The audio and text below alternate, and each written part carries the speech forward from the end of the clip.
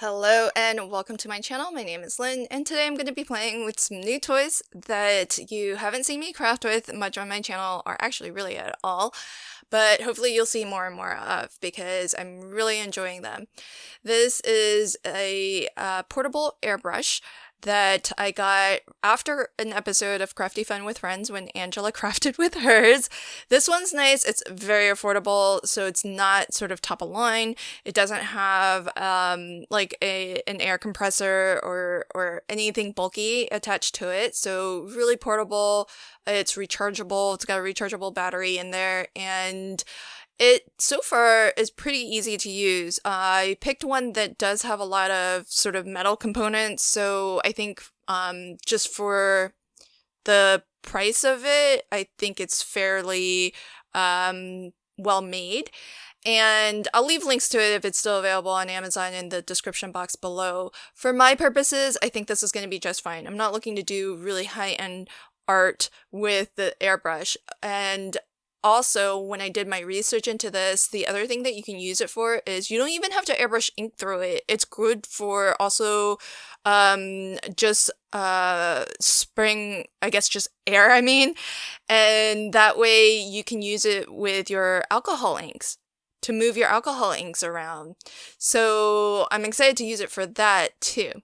But what I have in the well at the top here is some distilled water, and what I've been dropping into it is inks.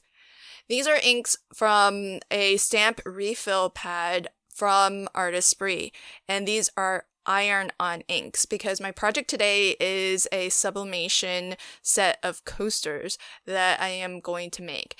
And so I'm starting off by spraying a background onto just plain old copy paper. This is thin, cheap printer paper, and I started with green, and then without pouring any of that out, I added blue.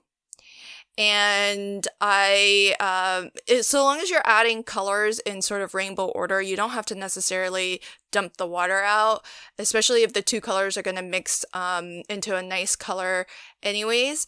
And especially if you're going from something that's light to dark, because usually the dark color will overtake that. When I transitioned from blue to pink, though, I did dump out just that little bit that was left of the blue, because I definitely want some strong pinks. I don't want to immediately go into purples.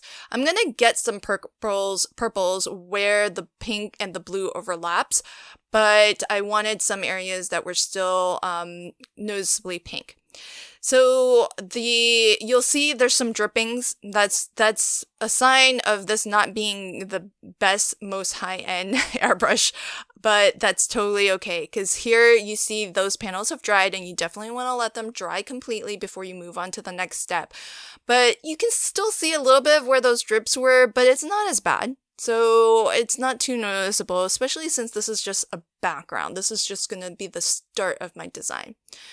So one of the reasons why I made such large backgrounds, even though my coaster is so small, is for one, these Craft Express coasters come in a 4-pack. So I was hoping to be able to get all 4 coaster backgrounds from these 2 pages. And then second, by having a larger than I need background, I can be a little selective about the areas that I want to pick and choose to use.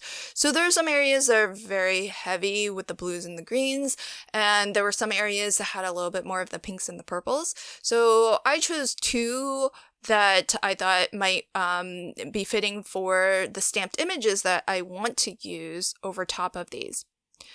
Now you want to trace your design or trace around whatever your blank is, and a blank is just any material, any object that has been created to accept sublimation ink. So that's what's referred to as a blank. And so I'm using round coasters today. I traced in pencil all the way around my coaster so that I can see exactly where to position my coaster, and then when I go to stamp my design onto this background, I can position everything exactly where I want it and how I'd like to see it when this design transfers onto the coaster. Now keep in mind, when you are doing this, your blank gets put on top of this face down. So your design will actually be a mirrored version of what you see when you stamp it. For my design here, it doesn't really matter because from left to right, even if it's mirrored, it still makes sense. So that's not an issue. But if I were to say stamp out a word or a sentiment, from left to right, if that gets mirrored, it's not going to be legible. There are workarounds for how to do mirror stamping. If you're a paper crafter, you may already be familiar with those techniques. Today, I'm not going to have any sentiments on my coasters, so I don't really have to worry about that. And the image that I'm using, it works just fine mirrored left to right. So all I'm doing is I will stamp out the design. Again, this is with Artesprix iron-on ink, which is specially formulated for sublimation. If you've never done any sublimation before, or you're not familiar with what it is, the term itself is a chemistry term that just refers to when a substance goes from the solid state to the gaseous state, skipping over the liquid phase when you apply heat to it. So if you think of, say, an ice cube that is the solid state of water, if you heat it up, it normally would turn into the liquid water and then heat it up some more, and then it turns into steam, which is the gaseous state of water. Sublimation, though, skips that middle phase of the liquid phase. So what happens is that when you go to transfer this design onto a blank, and today my blank is going to be round coasters. The coaster is specially treated to have a surface that is high in a polyester material to accept sublimation ink, and that is key. You have to look explicitly for sublimation blanks because you can't do the sublimation process onto say cotton, for example. It's not going to bond in the same way.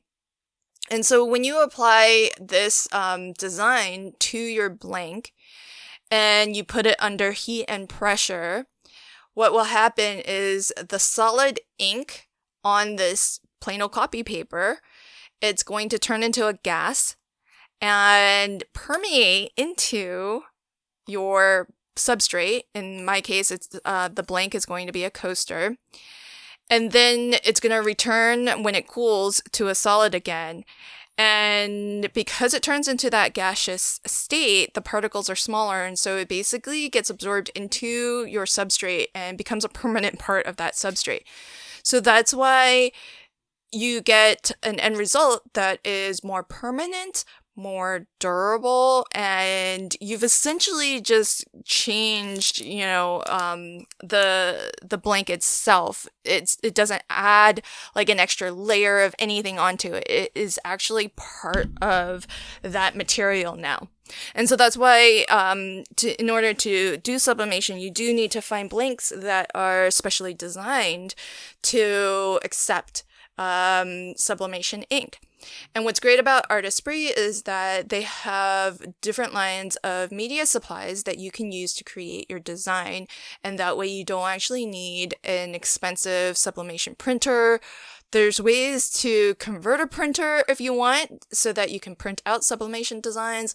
But I already have 3 printers. I wasn't too interested in getting another one. Maybe if I get really into sublimation, I will look to do some more of that. But right now, I'm really happy to have media supplies where I can use some of my other paper crafting supplies, like this stamp set from Pink and Main, to create my designs with. And I have plenty of stamps, and I'm sure I can use my dies to create stencils. I can use my Cricut to create some stencils. So there's lots of possibilities. And So I want to stretch and use what I have first, and I think this is a really good way of doing that. To take this to the next step, now that I have my design stamped out, what I want to do is I want to attach this to my blank very securely. The key to this is to use heat-proof adhesive tape. It is very important to use heat-proof adhesive tape because some of these blanks, and you'll just have to read the instructions from the manufacturer, but some blanks require upwards of 400 degrees Fahrenheit to complete the sublimation onto that blank. And so you really want to make sure that you're using a heat-proof adhesive so that your adhesive doesn't melt under that heat. These coasters, if you flip to the back of the packaging, this is from Craft Express. I got it on sale at Joann's, and it requires 365 degrees Fahrenheit for 90 seconds at light to medium pressure. So those are 3 key factors that you want to take note of when you are doing sublimation. So I'm here at my heat press now, and I want to make sure to set the temperature to 365. I'm setting my timer to 90 degrees. Now, the light to medium pressure is a little bit harder to gauge because you really have to, for me, there's a dial that I just turn, and it's really hard to tell what is light pressure, what is medium pressure. Those are very subjective, relative terms. So you just kind of have to guess at it a little bit. But when the timer goes off, I am wearing my heat-proof gloves because this is going to be really hot. It's 365 degrees after all. You can peel up a corner just to take, this is called the peek test, just to see, have a little bit of a sneaky peek to see if everything transferred okay. If you don't peel it up a ton, then you should be able to put it back and in for more time if needed. I went ahead and I did make 2, and so here's the reveal. I've got these sitting on my protective mat from Artesprix as well, and so you can see the color really come to life after it's been sublimated onto the blank. Initially, it might not have seemed to be very saturated or very vibrant, but that is again one of the keys to sublimating onto a substrate that has been designed to accept this ink. See how different it looks on the copy paper versus on the coasters. So usually what's recommended is if, say, you want to sublimate onto a t-shirt, you might, I think what's recommended is at least 50% polyester, but keep in mind, it's only the polyester that's going to absorb the ink. So any amount of the material that is not actually polyester, it's not going to capture that ink quite as well. And so it might overall, over time, fade a little bit. Because the ink will likely dye it, but it's not going to be as permanent as the polyester fibers.